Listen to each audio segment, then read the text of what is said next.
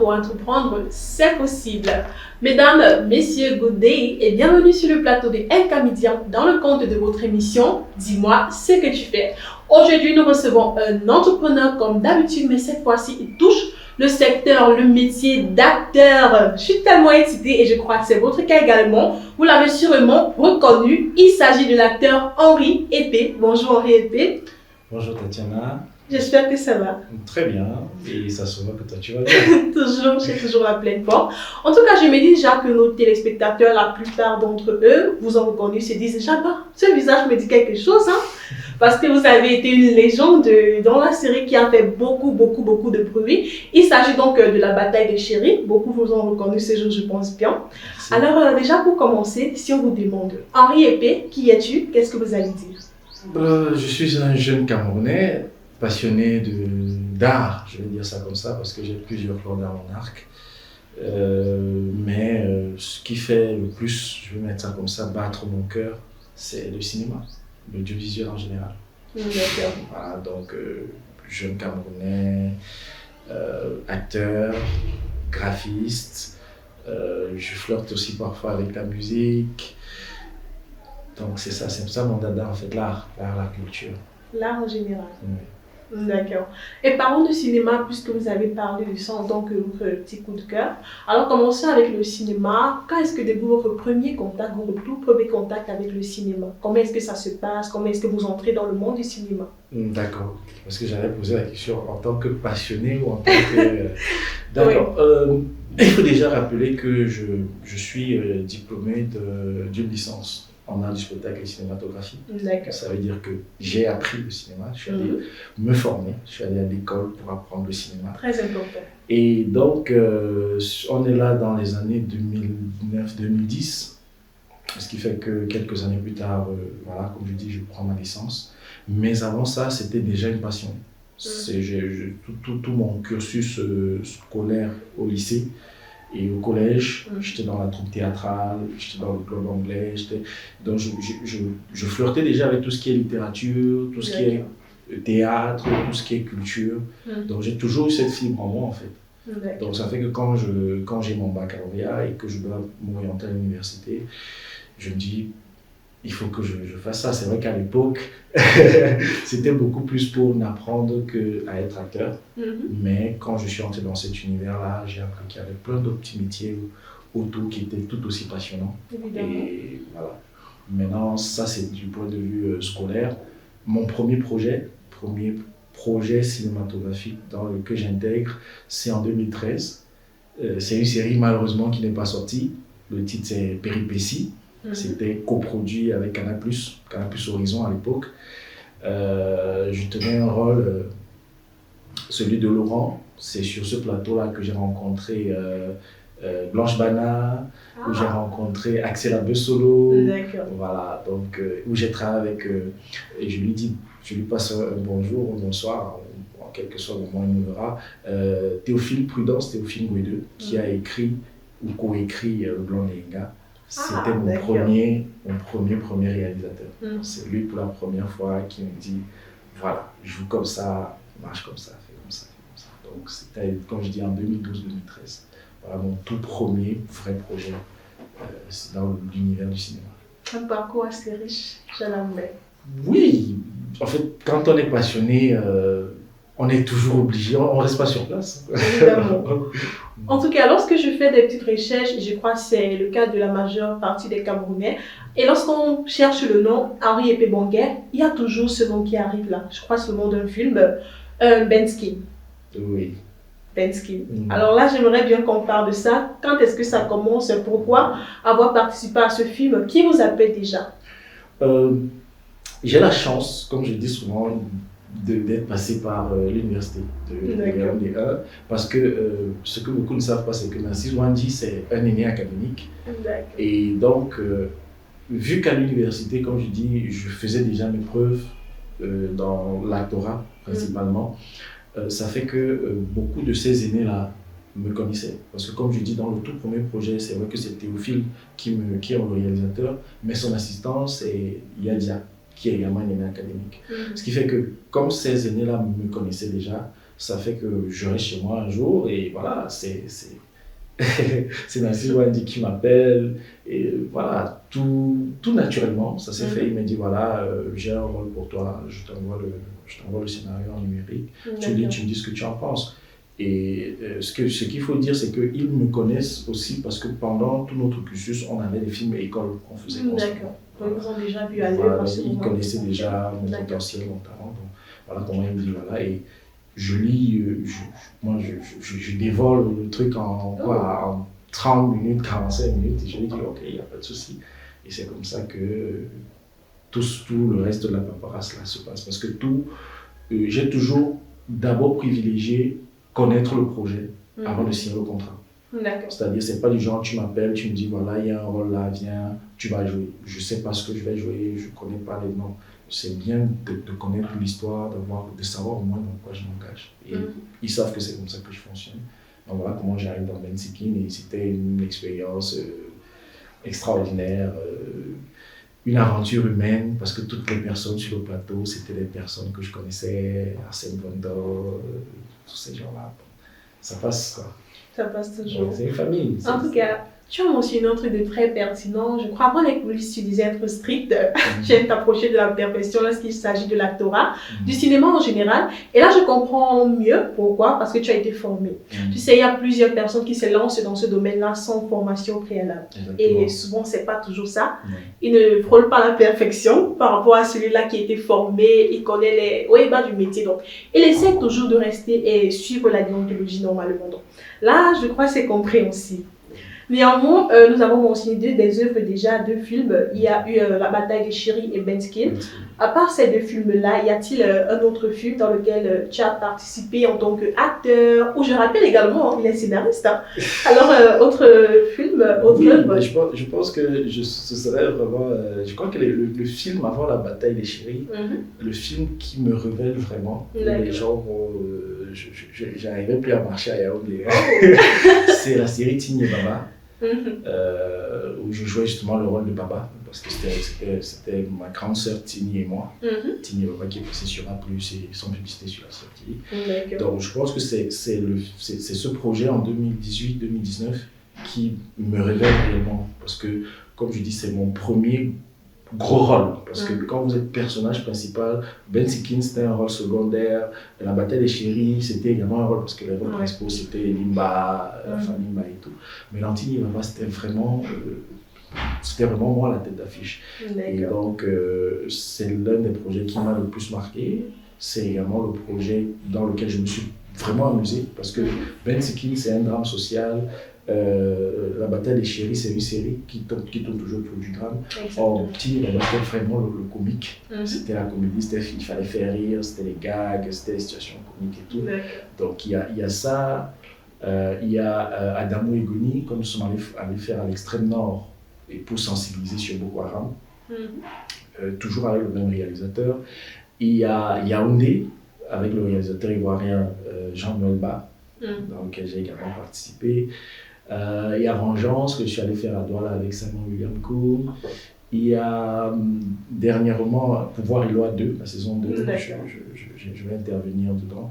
Donc voilà, j'ai quand même mon petit parcours. Excellent.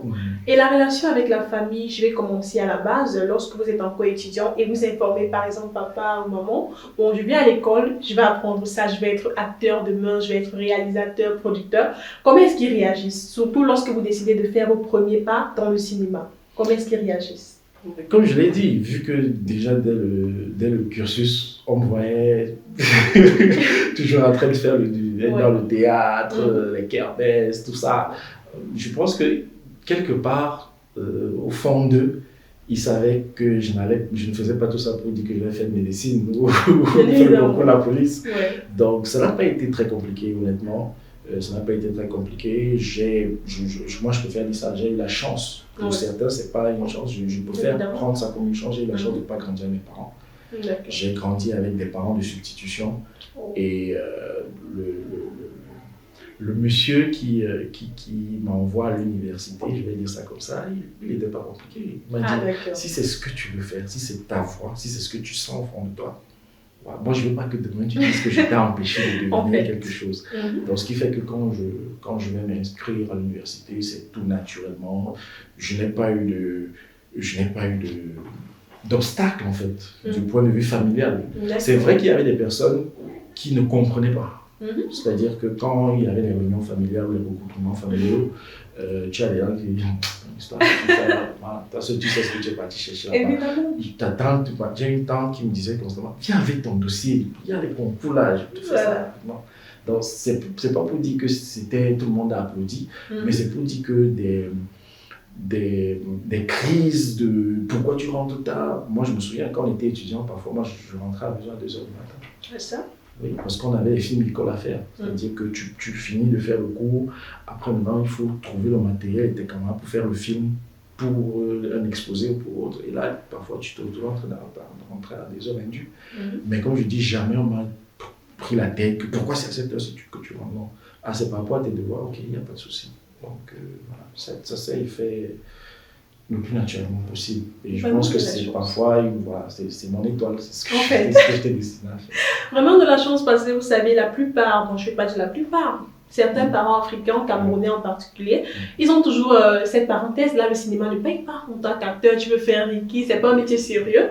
Parce que nos parents, ils s'attendent toujours à ce qu'on soit peut-être des avocats, je sais pas, tout ça, des métiers grands, dans les bureaux et tout. Donc lorsque tu te lèves devant un parent africain, camerounais en particulier, et tu lui dis, bon, je vais être acteur. Il dit, bah, tu veux faire Ricky? L'acteur ne paye pas au Cameroun, donc c'est un peu ça. Donc je comprends, forcément, c'était de la chance, c'est une étoile qui brille. Parce que c'est également ça, ça compte beaucoup. Mais je pense aussi que c'est aussi parfois le manque de la bonne information. D'accord. Parce que parfois, je dis souvent, nous-mêmes, nous empêchons aux autres de nous aider. Parce que parfois, quand un parent te demande qu'est-ce que tu veux faire, que tu lui dis simplement je veux être acteur, lui, il va te dire ce qu'il voit. Il va te dire, ah, tu veux être acteur, tu veux faire rire, comme vous avez dit. Mais ce qui est sûr, c'est que chacun de nous, à la maison, a déjà regardé un film, je dis n'importe quoi, Titanic, ou un film western, un film américain. Et avec ses parents. Et si tu fais comprendre à ton père, ou à ta mère, ou à ton oncle, c'est pas moi qui, à ton tuteur, que je ne veux pas faire rire les gens. Je veux faire. Apparemment, vous regardez un film, hein, c'est-à-dire qu'à la fin d'un film, un film que tu vois que non, papa et moi par exemple, mon tonton, lui, il aimait bien, bizarrement, il aimait bien les novelas. Ah Lui, il aimait, pourquoi ce mot bizarre? Il aimait bien les novelas, c'est-à-dire que Marima, machin, c'était son truc. Ah bon, pourquoi ce mot bizarre? Chacun son bouche, Pourquoi il s'est dit que les novelas en général, c'est pour les dames? Oui, parce que en fait, c'est des trucs à l'eau de rose, des trucs mous. On aime ce qui est viril, on aime l'action. D'accord. Voilà. Donc ça fait que moi, c'est parfois, après qu'on ait regardé un épisode, que je me dis, voilà. Parce que là, il voit en fait des gens lui procurer des émotions. Il voit des gens, voilà, comme j'ai dit, il se dit, moi, il m'a demandé ça. Je crois je l'ai vu l'année dernière, il me dit, tu voyages quand? Tu m'as dit que tu veux être comme les Américains. Là. J'attends toujours, je cherche parfois les films américains pour voir quand ils vont te voir. Donc, ça fait que voilà, lui, il me met déjà à un certain niveau parce que justement, il comprend qu'être acteur, ce n'est pas vraiment sans dénigrer personne, c'est un canal de movies. Il y a des standings en fait. Évidemment. Voilà. Et quand on arrive, quand tu amènes ton parent à voir que la chose que tu veux faire, c'est quelque chose de porteur, même si financièrement, je le dis toujours, malheureusement, nous vivons une époque où on regarde beaucoup le prix des choses. C'est vrai. Et on ne regarde pas la valeur des choses. Il y a des métiers, je le dis toujours, je préfère 1000 fois être acteur, scénariste et toucher ce que je touche actuellement, vivre comme je vis décemment là, que d'être assis dans un bureau où on me paye 1 million chaque mois. Parce que j'aurais l'impression chaque matin d'être en train d'aller dans une prison. Ah bon? Oui, je vais pas me sortir. Vous savez, rien ne vaut l'épanouissement. Rien ne vaut le fait de vouloir faire quelque chose, d'être à l'aise en faisant quelque chose. À la maison, parfois, je dis, ok, je vais travailler 1 heure de temps. J'écris juste quelques lignes. Quand je lève la tête, il est 5 heures du matin. Je ne suis pas fatigué, je ne suis pas énervé. D'accord? Or, il y a des gens, je suis sûr, Il y a des gens, quand ils se lèvent le matin, qui pensent qu'ils doivent aller au bureau. Ils s'inventent toutes les maladies. Okay. Il appelle le boss. Le boss, vraiment, l'enfant est malade aujourd'hui, Ouais. il ne peut pas venir. Boss, oui, pourtant, il a un salaire décent. Mhm. Donc, c'est ça, en fait. C'est qu'il faut aussi apprendre. Il faut qu'on réapprenne que le bonheur n'est pas toujours lié à combien on gagne, mais à ce qu'on fait avec ce qu'on gagne et avec le temps qu'on a. Moi, j'ai la chance de faire un métier où je voyage. Moi, j'aime souvent le dire, les acteurs le disent pas souvent, quand un acteur voyage, il ne voyage pas avec son argent. C'est le producteur qui le fait voyager. Moi, je suis allé au nord. S'il fallait que je prenne mon propre argent pour aller à l'extrême nord, là, j'allais réfléchir. Mais la production a pris tout en œuvre. On m'a emmené au nord. J'ai fait près de 2 mois là-bas, logé, nourri, et à la fin payé. Mais attendez, je voyage, je profite de la vie. D'accord? Et cette partie-là n'a pas de prix. Évidemment. Cette partie-là n'a pas de prix. Donc c'est pour ça que je dis, c'est d'abord de faire quelque chose qu'on aime, quelque Vous chose savez, dans quoi on s'épanouit. Si on pose cette question à la plupart des Camerounais qui nous regardent en ce moment, ils seront genre, je vous fais les 1 million. Oui, L'argent d'abord. oui, l'argent, parce que comme j'ai dit, on est moulé dans un environnement où on nous fait croire que l'argent est plus important que tout. Je ne dis pas que l'argent n'est pas important. Oui. La preuve, c'est qu'il n'y a aucun projet dans lequel j'ai joué. Et bon, il y a encore les gens qui ont mes argents. Ah! Ça, il faut le dire. Mais il n'y a aucun projet dans lequel j'ai joué gratuitement. Gratuitement. D'accord? Mais ce que je dis, c'est que, je prends un exemple. Entre le lit et le sommeil, qu'est-ce qui est le plus important? Le sommeil, C'est le sommeil. évidemment. On ne peut pas mettre l'argent au-dessus du bonheur. Mhm. On ne peut pas. Le bonheur est plus important que l'argent. Il y a des choses que l'argent ne peut pas vous acheter. Vous achetez, c'est clair. Il y a des gens, moi je fais toujours ce témoin chaque fois que j'ai l'occasion de le faire. J'avais 17 ou 18 ans quand ma mère est entrée à l'hôpital, mourante. Il y avait une dame tout à côté d'elle, son mari avec énormément d'argent. Cette dame a vécu 2 jours. Oh là là. Ma mère est encore vivante. Pourtant, je vous assure, j'étais encore élève. Je me souviens des coups de fil. Tu as 5 000, envoie un peu, tu as 10 000. Vous voyez? Donc c'est ça, c'est pour ça que je dis que l'argent est super important, mais il faut qu'on sorte de ce prisme qui veut que l'argent d'abord. Si on vous laisse dans cette salle avec l'argent, vous allez discuter avec l'argent. Bien évidemment. Vous voyez un peu? C'est-à-dire cette chaleur humaine-là n'est pas au-dessus là. Or, il y a des gens qui tuent pour l'argent. Bien évidemment. Tuer jusqu'à tuer leur progéniture, leur frère ou leur soeur, parce qu'ils veulent de l'argent. Mais si on vous laisse avec votre argent-là, on dit, ok, parlez avec votre argent. C'est impossible. Festoyez avec votre argent. Ouais. L'argent, c'est un facilitateur. C'est quelque chose qui vous accorde une certaine liberté. Ça vous permet de faire ce que vous voulez. Si maintenant, là, si j'ai l'argent et que je dis je veux dormir à Paris avec l'argent, ok, je dors à Paris. Mais l'argent ne me procurera jamais le bonheur de dormir. Bien évidemment. L'argent ne me rassasiera pas. C'est ce que j'achète avec l'argent que je mange qui me rassasie. Ouais, donc c'est un peu ça. C'est pour ça que c'est juste cette nuance que je voulais faire. Et moi, j'encourage tous ceux qui le peuvent encore. Faites ce que vous aimez. Laissez les histoires qu'aujourd'hui on fait ce qu'on voit, on ne fait pas ce qu'on veut. Vous avez entre vos mains la décision de faire ce que vous voulez. C'est vous qui décidez. Très important. C'est vous qui décidez de ce que vous voulez faire de votre vie. Et tant que vous faites ce que vous aimez, je vous assure, vous n'aurez pas besoin d'un patron sur votre dos pour être meilleur. Vous n'aurez pas. Vous avez besoin d'un patron parce qu'en fait, vous ne faites pas ce que vous aimez. Vous faites quelque chose que vous êtes obligé de faire pour survivre. Et c'est pour ça qu'il faut qu'il y ait un gendarme qui vous dise que dans la prison, s'il travaille comme ça. Mais lorsque vous êtes libre, votre patron, c'est vous-même. C'est votre conscience. Évidemment. C'est également un avantage lorsqu'on est entrepreneur. En tout cas, vous avez mentionné un truc qui a attiré ma curiosité particulièrement et ça me fait me poser une question. Est-ce que le cinéma camerounais en général, on aime bien dire qu'Hollywood, entre parenthèses, a un problème? Parce que vous avez dit, par exemple, tu es assis avec ton oncle, ta tante et tu présentes des films. Parmi ces films-là, vous avez mentionné des films européens et tout, mais vous n'avez pas mentionné des films camerounais. Oui. Donc, j'aimerais savoir, est-ce que le cinéma camerounais a un problème particulier? Si oui, lequel? Et que faire? Bon, ça c'est... Le cinéma camerounais en lui-même n'a pas un problème. D'accord. Mais il y a des problèmes dans le cinéma camerounais. D'accord. Il y a un problème de formation. Il y a un problème de formation de tous les acteurs. Hein. Ce n'est pas les acteurs qui jouent. Les techniciens, les réalisateurs, les producteurs. Tous ont besoin de se former, tous ont besoin de se mettre à jour des réalités du cinéma mondial. Parce qu'en fait, on ne fait pas quelque chose qui est pour nous seuls. On fait quelque chose qu'on doit exporter. D'accord? Je dis n'importe quoi. On fait le cacao, non?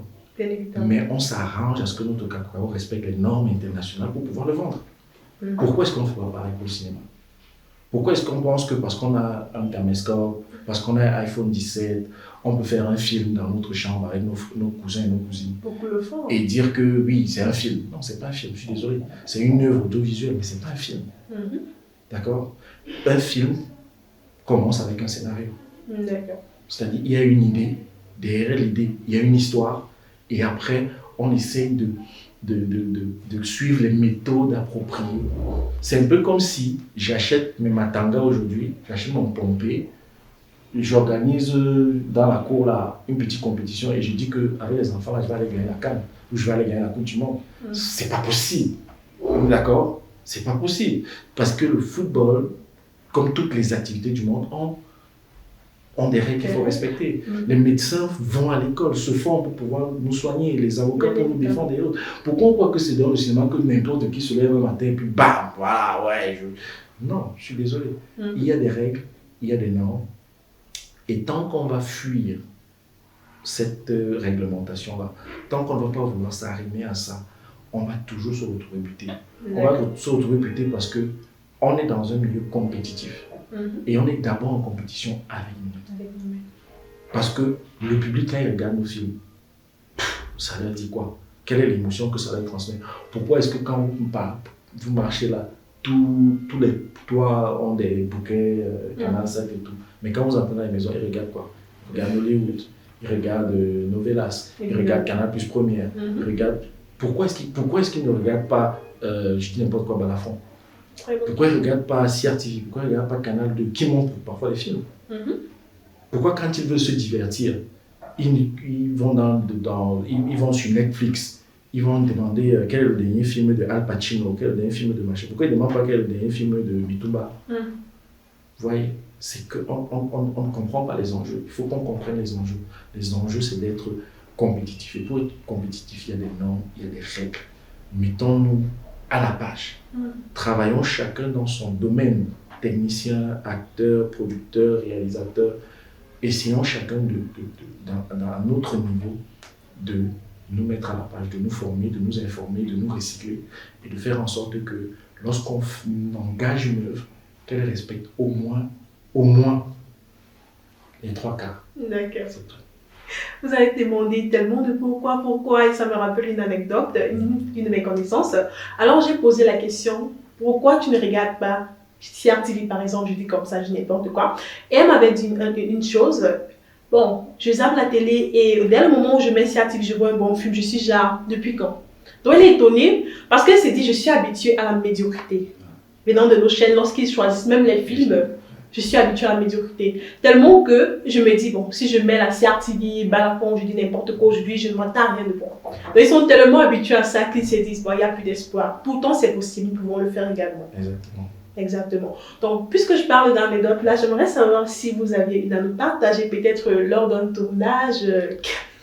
Jusqu'à présent, vous vous rappelez de ça et vous dites, bah, franchement, je ne peux pas l'oublier. Quelle anecdote est-ce que je peux partager? Il y en a tellement. Chaque fois qu'on va en tournage, il y a toujours un truc, qui se passe. Mais qu'est-ce qui me vient à l'esprit? Je vais dire n'importe quoi. En fait, c'est qu'il y a tellement de trucs qui viennent là en même temps. Voilà. Je vais partager cette anecdote que beaucoup de gens ne connaissent pas. Ça ne va pas trop me mettre en valeur, mais c'est quelque chose qui m'a marqué. Parce qu'en fait, ça a été comme un électrochoc. Lorsqu'on travaillait sur la série Tini Baba, comme je disais, dans laquelle je tiens le rôle principal avec Jeanne Benti, il se trouve que, puisque c'était une coproduction, du moins, A+ avait donné son accord de diffusion. Donc, pour se rassurer qu'on ne faisait pas n'importe quoi, ils ont envoyé une équipe se rassurer. Et nous étions encore à l'étape des répétitions. Donc, on avait fait des répétitions parce que vraiment, le tournage devait aller vite. Et quand ils sont arrivés, le jour des répétitions, Je faisais ce qu'on avait fait, hein, ce qu'on avait fait aux répétitions. Sauf qu'en backstage, le producteur était. Qu'est-ce qu'il fout? C'est quoi? Qu'est-ce qu'il fait comme ça? Il va faire pour nous retirer le truc. Et moi, quand j'ai eu cette information, ça m'a, comme j'ai dit, c'était comme un électrochoc.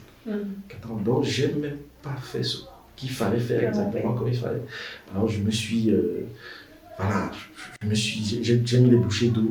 Et quand on est allé pour le visionnage, avant le truc, quand il m'a tapoté, j'étais content. J'ai senti que j'avais évolué. J'avais fait les efforts qu'il fallait pour être au niveau. Donc moi, c'est quelque chose qui m'a marqué. Voilà. Il y a une autre, mais là, c'était de mon tout premier projet. Et comme je dis, la première fois que je dois faire une scène costaud de là, une scène choc. Et mon acteur, mon co-acteur, c'était Axel Abessolo, comme je dis. Axel Abessolo. Moi, je suis à mon premier plateau. C'est la première fois qu'on m'a dit action et je vais jouer. Et je donne la réplique à Axel. Et on a cette scène-là où il parle, je parle. Et j'appréhendais. Et c'est quelque chose également qui m'a beaucoup marqué. Il m'a mis en confiance. Il m'a dit, mon petit, c'est rien. Voilà. Tu as ta réplique, oui, j'ai ma réplique.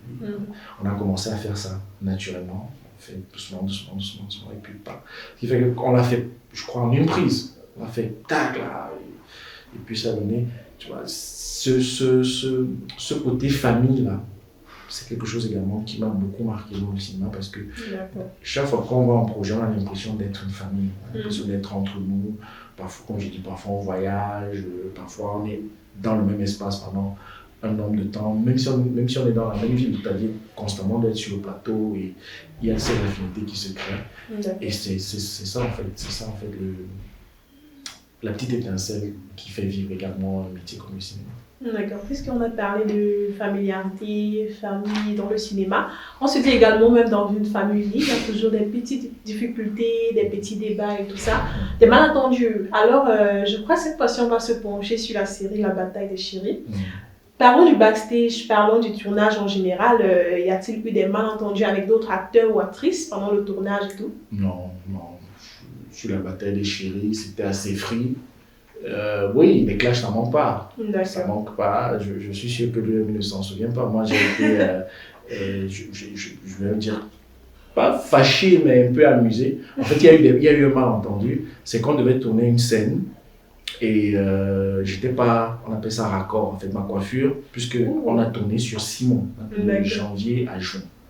Donc, ça fait qu'il y avait des périodes où j'étais à la maison 2 semaines, je ne tournais pas.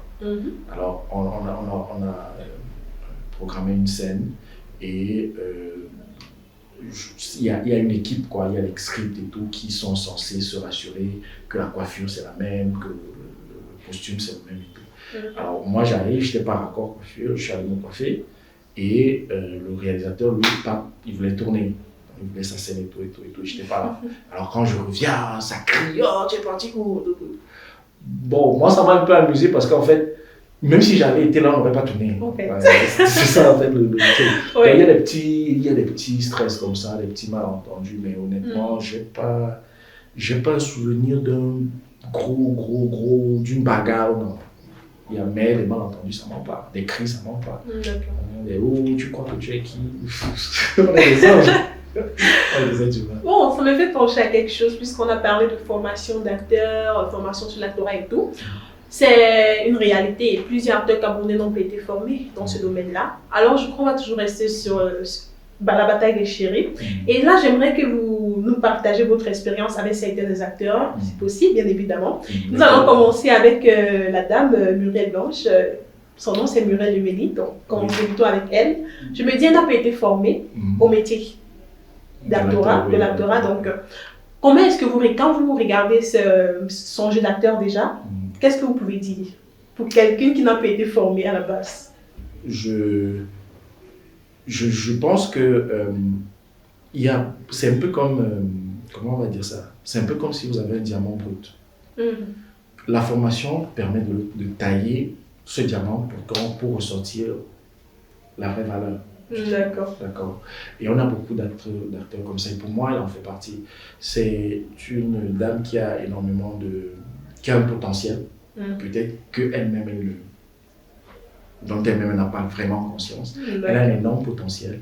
Mais je pense qu'avec un peu plus de discipline, de travail et un minimum de formation, elle donnerait encore mieux. D'accord. Dans la bataille, je crois qu'elle et moi, on a une seule scène. Je ne la côtoie pas vraiment beaucoup, on a une seule scène. Ouais. Mais je parle du regard extérieur que j'ai parce que je l'ai vu dans Abiba, je l'ai vu qu'elle compagne, je l'ai vu dans Madame Monsieur. Oui, Madame Monsieur. Je l'ai vu même dans Aline. Donc je vois ses œuvres. Et comme je dis, c'est quelqu'un qui a un potentiel, mais brut, qui reste brut parce qu'en fait, on reste dans les acquis. Je sais déjà, donc... Alors, on va parler de votre dulcinée.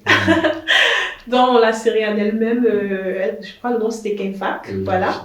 Alors déjà, je crois beaucoup de personnes, beaucoup de nos téléspectateurs aimeraient déjà savoir la relation dans la vraie vie entre vous deux.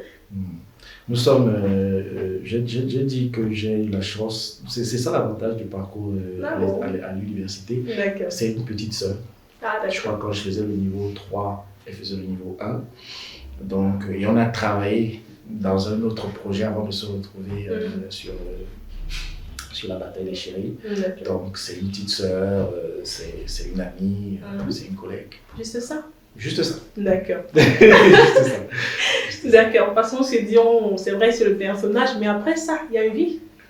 Oui, non, on est tous des êtres humains. Je crois que Angelina Jolie et Brad Pitt ont bien fini ensemble. Évidemment. Oui, c'est vrai, mais maintenant, il faut savoir faire la part des choses. C'est pour ça que je dis toujours que c'est important de se former. La formation, en fait, je me rappelle de ce cours qu'on avait à l'université qui parlait de la distanciation.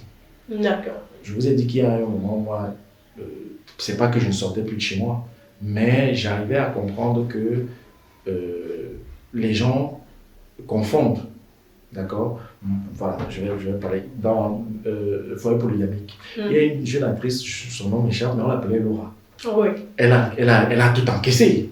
Quand elle allait parfois au marché, on faisait la série. Cette femme-là n'est pas bien. Justement. Voilà. Parce qu'en fait, le public ne fait pas la distanciation entre les personnes et les personnages. D'accord. Maintenant, il faudrait bien que lorsqu'on est sur un plateau, lorsqu'on est sur un projet, on sache que ce sont des personnages qu'on incarne.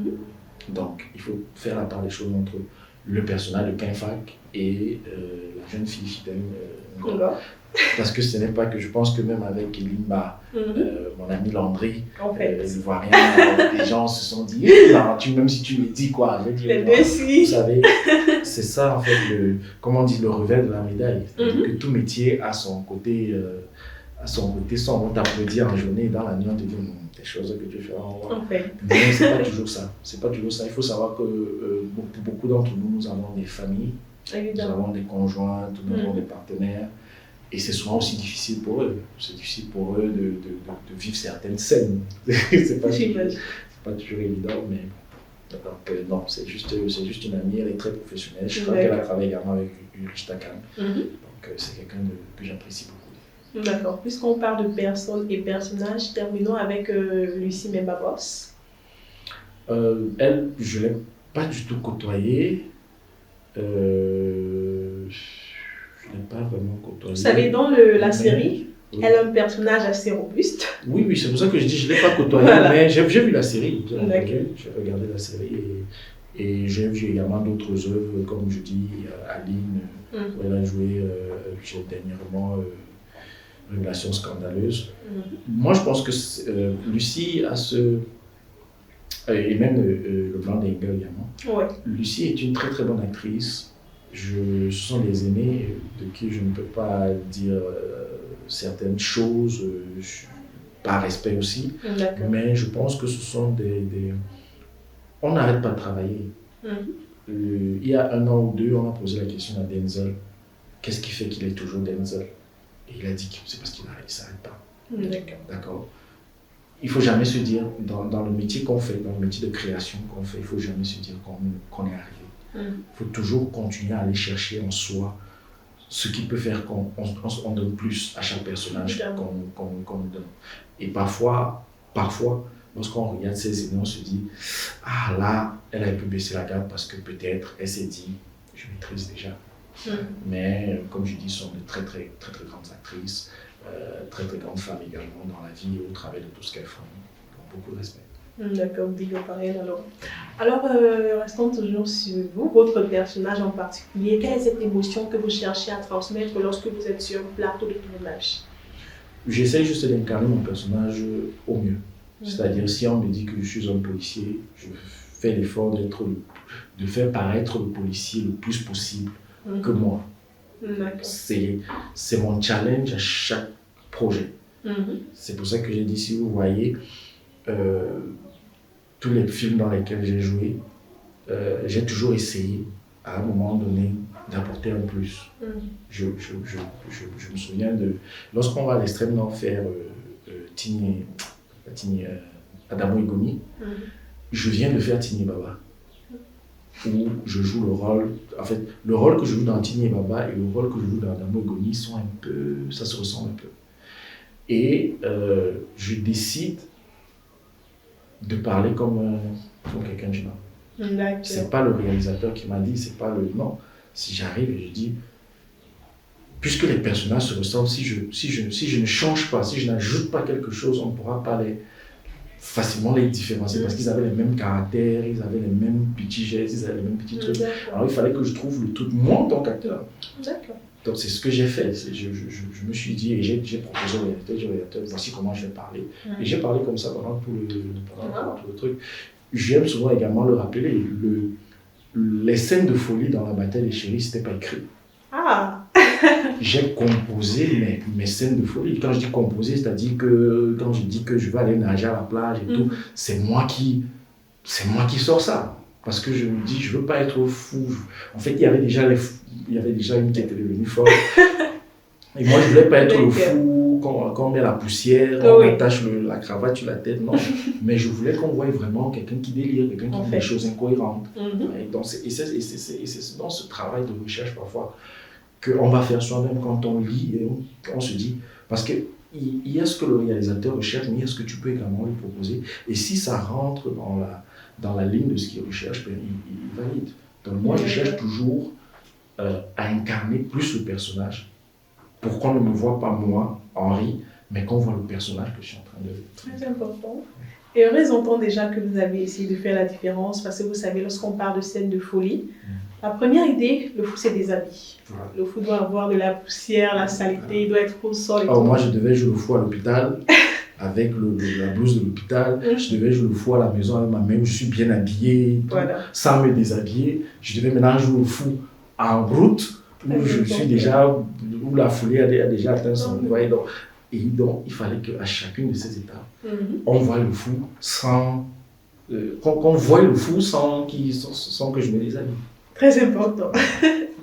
Alors, vous formez également les jeunes qui sont passionnés du cinéma. Pourquoi déjà?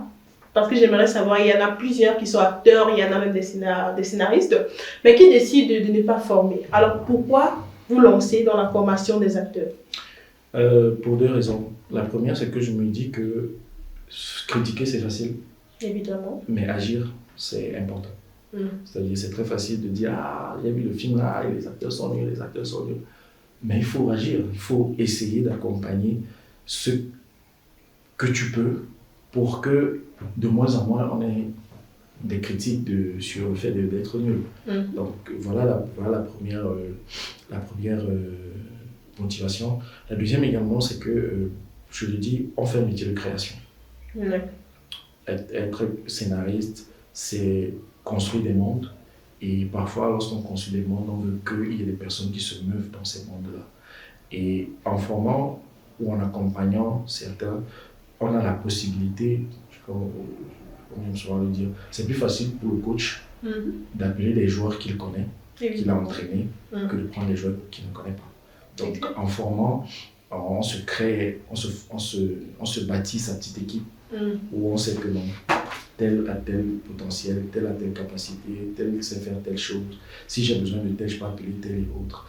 Et donc, c'est en fait comme ça que c'est en fait ça qui me motive. Mais bien entendu, j'aimerais également qu'on arrête d'assimiler le cinéma camerounais à la médiocrité, à ce qui ne se vend pas, à ce qui n'arrive pas à s'imposer sur le plan international.